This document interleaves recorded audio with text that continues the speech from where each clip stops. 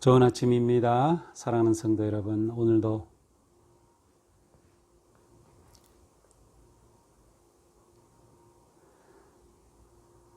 좋은 아침입니다. 사랑하는 성도 여러분, 오늘도 부활의 주님이 우리와 함께 하십니다. 우리와 함께 하시는 주님을 찬양합니다. 기도합시다. 하나님, 오늘도 저희들에게 또 희망적인 새날을 주셔서 또 주님의 말씀으로 하루를 시작하고 또 주님의 말씀 붙잡고 오늘 하루를 살겠습니다. 오늘도 주님께서 주시는 말씀에 귀를 기울이며 또 우리 마음이 더욱더 주님을 향할 수 있도록 잡아주시옵소서. 여러 가지로 복잡하고 공허한 세상 속에서 저희들이 매일매일 주님의 말씀을 우리의 마음에 담아 말씀으로 거룩하게 세워지며 승리하도록 도와주시옵소서. 예수님 이름으로 기도합니다. 아멘. 네, 오늘 말씀은 창세기 49장 1절에서 12절까지입니다. 야곱이 아들들을 불러 이르되 너희는 모이라. 너희가 후일에 당할 일을 내가 너희에게 이르리라. 너희는 모여 들으라. 야곱의 아들들아, 너희 아버지 이스라엘에게 들을지어다. 르우벤아, 너는 내 장자요 내 능력이요 내 기력의 시작이라. 위풍이 월등하고 권능이 탁월하다마는 물의 끓음 같았은즉 너는 탁월하지 못하리니 네가 아버지의 침상에 올라 더럽혔음이로다. 그가 내 침상에 올랐었도다. 시몬과 레위는 형제요 그들의 칼은 폭력의 도구로다. 내 호나 그들의 모의에 상관하지 말지어다. 내 영광아 그들의 집회에 참여하지 말지어다. 그들이 그들의 분노대로 사람을 죽이고 그들의 혈기대로 소의 발목 힘줄을 끊었음이로다. 그 노여움이 혹독하니 저주를 받을 것이요 분기가 맹렬하니 저주를 받을 것이라. 내가 그들을 야곱 중에서 나누며 이스라엘 중에서 흩으리로다. 유다야, 너는 내 형제의 찬송이 될지라. 내 손이 내 원수의 목을 잡을 것이요 내 아버지의 아들들이 내 앞에 절하리로다. 유다는 사자 새끼로다. 내 아들아, 너는 움킨 것을 찢고 올라갔도다. 그가 엎드리고 웅크림이 수사자 같고 암사자 같으니 누가 그를 범할 수 있으랴. 규가 유다를 떠나지 아니하며 통치자의 지팡이가 그 발 사이에서 떠나지 아니하기를 실로가 오시기까지 이르리니 그에게 모든 백성이 복종하리로다. 그의 나귀를 포도나무에 매며 그의 암나귀 새끼를 아름다운 포도나무에 맬 것이며 또 그 옷을 포도주에 빨며 그의 복장을 포도즙에 빨리로다. 그의 눈은 포도주로 인하여 붉겠고 그의 이는 우유로 말미암아 희리로다. 아멘. 자, 오늘 말씀은 이제 야곱이 죽을 때가 다 되었죠. 그래서 그의 아들들에게 유언을 남기는 그러한 모습입니다. 유언이지만 우리는 보통 이제 야곱의 축복이라고도 하는데요. 야곱이 이제 그 아들들을 부르지요. 그러면서 1절에 보니까 너희가 후일에 당할 일을 내가 너희에게 이르리로다. 너희는 모여 들으라. 야곱의 아들들아, 너희 아버지 이스라엘에게 들을지어다. 이제 야곱은 자기 이름을 야곱이라고도 하고 또 이스라엘이라고도 하면서 그의 아들들에게 마지막 유언을 남기게 됩니다. 후일에 당할 일을 내가 너에게 말하겠다라고 하죠. 그래서 실제로 이제 야곱의 아들들이 어떻게 될지에 관해서 일종의 예언적인 그러한 유언과 축복이라고 할 수 있습니다. 그러나 이제 우리가 내용을 보겠지만 사실 우리가 일반적으로 말하는 축복과는 내용이 좀 다른 부분도 많이 있습니다. 여기에는 오히려 경고가 있고 또 저주와도 같은 그러한 내용이 담겨 있기 때문이죠. 우리는 이 야곱의 그 유언과 축복을 단지 운명론적으로 받아들이기보다는 하나님께서 야곱을 통하여 주시는 이 말씀이 그들에게는 오히려 경고가 되고 계시가 된다면 이렇게 유언과 또 축복 혹은 저주를 받을지라도 그들이 하나님 앞에 결단하기에 따라 달라질 수 있다고 하는 그러한 좀 더 열린 마음으로 볼 수 있을 것 같습니다. 대체적으로 이제 태어난 순서대로 이렇게 유언을 하죠. 3절입니다. 르우벤아, 야곱의 장자입니다. 너는 내 장자요 능력이요 기력의 시작이다. 위풍이 월등하고 권능이 탁월하다. 사실 르우벤은 야곱의 맏아들로 태어난 그러한 장자로서의 법적 지위를 가지고 태어난 거죠. 어떻게 보면 이 야곱의 모든 아들들 중에서 가장 좋은 그러한 어떤 유전적인 아니면 아버지의 모든 것을 기업으로 받을 그런 특권을 가지고 태어난 그런 사람이라고 볼 수 있어요. 그리고 유다는 이 르우벤을 가리켜서 위풍이 월등하고 권능이 탁월하다. 그래서 이 르우벤이 굉장히 뛰어난 능력을 소유했음을 알 수 있습니다. 그러나 4절에 보니까 물에 끓음 같았은즉 물이 펄펄 끓는 것처럼 그렇게 되어서 내가 너의 그 힘을 제대로 통제하지 못했다는 거죠. 그래서 아버지 침상에 올라 더럽혔음이로다. 이제 이 사건은 창세기 35장에 나와요. 그래서 이 르우벤이 아버지의 첫 비라를 범한 그러한 정말 부끄러운 사건이 있었죠. 결국 이 사건으로 인해서 르우벤은 그의 그 장자권에 물려받은 그런 좋은 특권을 결국 다 잃어버리게 됩니다. 그래서 이스라엘의 역사 속에서 이 르우벤 지파는 그렇게 중요한 역할 또 중요한 일에 기여하는 것이 거의 없습니다. 그 많은 사사들 중에서도 르우벤 지파에서는 단 한 명도 나오지 않았고요. 당연히 제사장 왕이 나오지 않았음을 우리는 볼 수 있습니다. 결국 그의 장자권을 인정받지 못한 것이죠. 그 원인은 그에게는 탁월한 능력이 있었지만 절제하지 못했다. 그리고 그가 아버지 침상을 더럽힘으로 인간의 가장 기본적인 가정의 질서를 파괴하였다는 것을 볼 수 있습니다. 결국 무절제와 질서의 파괴는 아무리 능력이 뛰어나다 하더라도 결코 번성할 수 없다라고 하는 것을 보여줍니다. 다음으로 이제 둘째와 셋째 시몬과 레위에 대해서는 동시에 둘을 동시에 놓고 유언을 하고 있습니다. 그들의 칼은 폭력의 도구로다. 첫 번부터 폭력적이었다고 이렇게 말하고 있어요.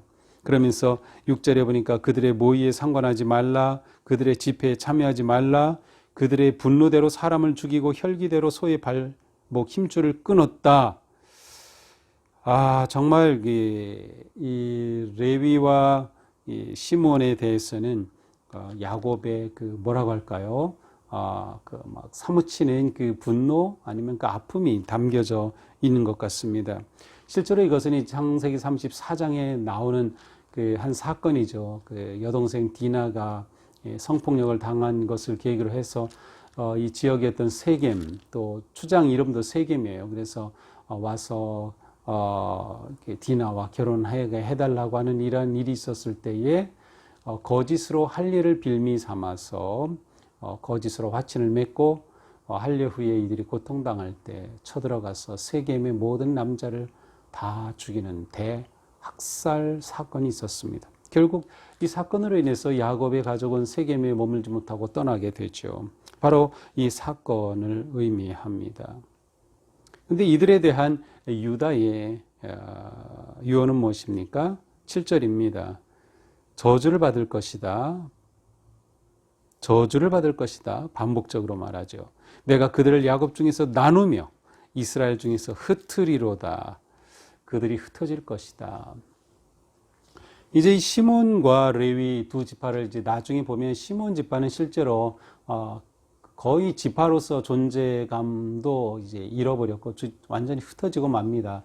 그러니까 그 남북으로 이제 이스라엘이 나뉘게 되면서 시몬이 유다의 반은 흡수돼 버리고 일부는 저 북쪽으로 이제 이스라엘로 올라가면서 완전히 뭐 거의 존재감이 없이 흩어져 버리게 되죠. 레위 지파는 어떻게 되나요? 레위 지파는 특별한 한 사건이 있죠. 이제 뒤에 보면 출애굽기 32장에 보면 금송아지 사건이 있습니다. 출애굽 후에 모세가 하나님을 만나고 이 하나님의 계명을 받아오는 사이에 아론을 그 선두로 해서 금송아지를 만들고 우상을 섬기는 그 과거의 이집트의 삶으로 돌아가는 그러한 모습이 있었죠. 그때 하나님이 분노하시죠. 누가 하나님 편에 설까? 이렇게 모세가 외쳤을 때 그때 레위 지파가 섰어요. 그래서 우리가 하나님 편에 서겠습니다. 그것은 모든 사람들이 다 금송아지 앞에 막 춤추고 난리 났을 때 정말 그들로부터 대단한 결단을 한 거죠. 우리가 하나님 편에 서겠습니다. 그리고 그날 3,000명을 죽이는 그러한 사건이 일어납니다. 이 일을 계기로 해서 레위 지파는 완전히 흩어진 것은 아니지만 이제 이후에 제사장 지파로 세움을 받죠. 그러나 이 레위 지파는 그들의 땅을 분깃으로 받지 못합니다. 모든 지파 가운데 흩어지게 되죠. 그래서 48개의 성읍으로 흩어지게 되고 이제 그 중에는 도피성도 있죠. 이렇게 레위 지파, 시몬 지파는 유다의 유언 또 유다의 기도대로 그렇게 흩어지는 모습을 보게 됩니다. 여기서 우리는 분별 없는 폭력과 분노는 하나님의 복을 가로막는다는 것을 볼 수 있습니다. 자, 네 번째 아들인 유다에 대한 축복이 8절부터 되죠. 유다야, 너는 내 형제의 찬송이 될 것이다. 내 아버지의 아들들이 내 앞에 절할 것이다. 유다는 사자 새끼와 같다. 웅크린 숫사자 같고 암사자 같다. 누가 그를 범할 수 있으리야. 규가 유다를 떠나지 아니하고 통치자의 지팡이가 그 발 사이에서 떠나지 아니한다. 포도나무에 나귀를 메고 포도주의 옷을 빨고 포도주로 인하여 불 깼고 이러한 내용이에요. 자, 유다에 대한 이 축복은 정말 축복입니다. 정말 놀라운 내용이죠. 요셉에게 준 그 축복 다음으로 두 번째로 길게 유다를 축복하는 내용이 담겨져 있습니다. 우리는 유다가 이렇게 축복의 진정한 축복의 기도를 받게 된 것은 우리가 앞에서 살펴봤죠. 유다가 바뀌었다. 원래 유다는 다말과 그 며느리와 관계의 그러한 아주 좀 받아들일 수 없는, 그리고 가나안으로 가서 가나안 여인을 아내로 맞고 이러한 어떻게 보면 그 야곱의 가문에 먹칠하였던 그러한 사람이었어요. 그런데 유다가 일련의 이러한 그 요셉의 사건과 과정을 통하여서 희생하는 모습으로, 책임지는 모습으로 이렇게 변화된 그것이 야곱에게 감동을 준 것이 아닌가 생각이 됩니다. 그래서 야곱을 통해서 유다는 놀라운 축복을 받죠. 그리고 실제로 그렇게 됩니다. 왕의 규가 떠나지 않을 것이다. 왕의 그 지팡이. 그렇습니다. 유다는 후에 이스라엘의 왕의 가문이 되죠. 그리고 메시아가 바로 이 유다 가문에서 태어나게 되죠. 다윗 왕조가 되는 이 가장 영광스러운 복을 이 유다 지파가 누리게 됨을 볼 수 있습니다. 이제 오늘 우리는 이렇게 네 아들에 대한 그 야곱의 축복의 내용을 보면서 우리는 먼저 이 축복은 단순한 축복이 아니라 하나님께서 주시는 그러한 축복과 동시에 복과 경고의 메시지라고 하는 것을 볼 수 있습니다. 자, 야곱은 비록 그가 자녀들에게 유언을 하고 이와 같은 축복을 하였지만 그것은 야곱의 개인의 생각이라기보다는 하나님께서 그를 통하여 주신 그러한 축복이다라고 생각할 수 있어요. 왜냐하면 비록 야곱이 자기에게 뭐 분노도 있고 자녀들에 대해 실망한 것도 있고 하지만 정말 마지막 죽기 전에 자녀들을 축복하면서 축복이 아닌 이런 저주성의 말까지 하였다고 하는 것을 보면 이것은 하나님께서 주신 것을 정말 그대로 순종하여 자녀들에게 전하였다라고 볼 수 있습니다. 여기서 우리는 야곱이 겸손하게 순종하는 그러한 마지막 인생의 모습을 보여줍니다. 그리고 히브리서 11장에 보면 이러한 야곱의 모습을 믿음의 행위라고 말하고 있어요. 자, 우리는 여기서 우리가 믿음으로 살아간다고 할 때 그것은 우리가 축복하는 자로 살아간다는 것이며 동시에 하나님께서 주시는 말씀에 온전히 겸손하게 그대로 순종한다고 하는 것을 의미합니다. 야곱이 오늘 바로 우리를 축복한다라고 하면 어떤 기도를 했을까요? 아마 우리는 좋은 정말 아름다운 그러한 유다에게 축복한 것 같은 그러한 기도를 기대할 것 같습니다. 그렇습니다. 우리 모두가 이처럼 아름다운 삶으로 나아갈 수 있는 것은 지금이 과거가 어떠했든 그 과거를 넘어서고 그리고 지금 이 시간을 하나님 앞에 신실하게 살아간다면 우리의 미래는 유다와 같이 열려질 것이라고 생각하게 됩니다. 우리의 삶에서 분노와 폭력을 버리고 혈기에 따라 행동하지 아니하며 오직 하나님께 순종하고 또 희생하는 그러한 마음으로 살아갈 때 하나님께서는 우리의 길을 놀랍게 열어주시리라 믿습니다. 그리고 또한 우리의 삶과 우리의 가정이 이처럼 거룩하고 형통한 그러한 가정으로 세워질 수 있기를 바랍니다. 또한 이렇게 야곱이 축복하였듯이 우리도 축복하는 세대가 되자.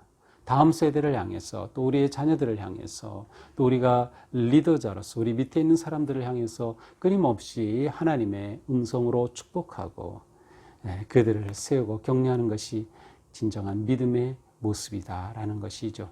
우리가 이렇게 할 때 우리의 미래는 비록 지금의 코로나 상황 속에 있지만 밝은 미래가 되리라고 확신합니다. 우리가 미래를 바라보며 하나님께 더욱 의지하고 또 축복하는 공동체로 세워져 가기를 주님의 이름으로 축복합니다. 기도합시다. 하나님, 오늘 말씀은 야곱이 자녀들을 축복하며 유언한 그러한 내용이었습니다. 주님, 무엇보다 먼저 저희들이 축복하는 세대가 되기 원합니다.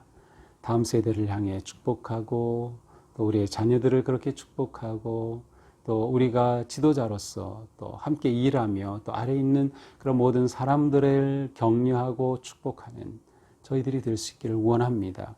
또한 저희들 자신이 하나님 앞에 아름답고 거룩하고 신실하게 서서 유다가 받은 그 정말로 아름답고 영광스러운 축복의 말씀을 오늘 저희들이 받았다고 믿고 정말 그와 같은 저희들의 삶으로, 가정으로, 또 가문으로, 또 교회로 세워지게 인도하여 주시옵소서.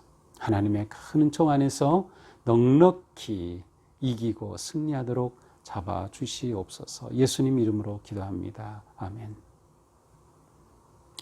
네, 오늘도 주님 은혜 안에서 우리의 삶이 아름답고 거룩하기를 축복합니다. 사랑합니다.